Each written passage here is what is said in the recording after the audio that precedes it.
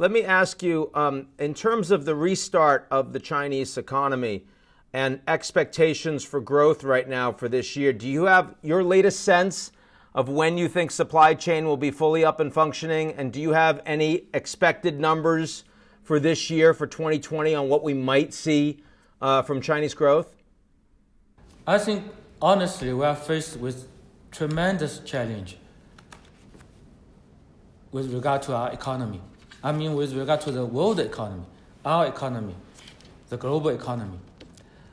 I don't think I can predict now how the economic performance of the world will end up by the end of this year. But we in China are doing our best to restore the supply chain, to resume production. But you see, this is a global supply chain.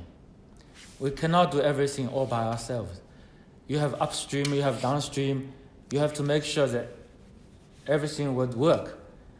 So we are making a lot of efforts to get supplies and to sell our products, especially these medical supplies. And we are also working with other countries to make sure the global supply chain will function again. But in terms of China's piece of the global supply chain and just being able to get people back in all of their workplaces, do you think, is China, do you think, fully functional in that regard? Is it May? Is it June? Is it later than that? Do you have a sense? We are not yet to our full capacity. We are not yet.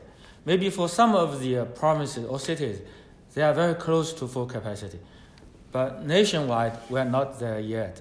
So we'll try to do our best to speed up the process that we'll get back to full capacity as soon as possible. So we'll see how our efforts would work. And given all of that uncertainty, you talked at the beginning about the need to work together to hopefully still implement phase one of the trade deal. There were a lot of commitments in place that presumed a very different economy than what we're facing right now. What does that mean to you in terms of the flexibility of implementation in that deal and whether or not both sides will be able to achieve it? As far as I know, we are still doing our part of the deal. For instance, we are still purchasing some of the agricultural products from the United States. We are still removing some of the restriction on foreign companies in China's financial market. We are still doing all these things. But of course, as you said, the global economic landscape has been drastically changed. So I just hope our two economic teams, if they can sit down together or just have a conference call, they can really make good assessment of the changing realities and coordinate our response to that.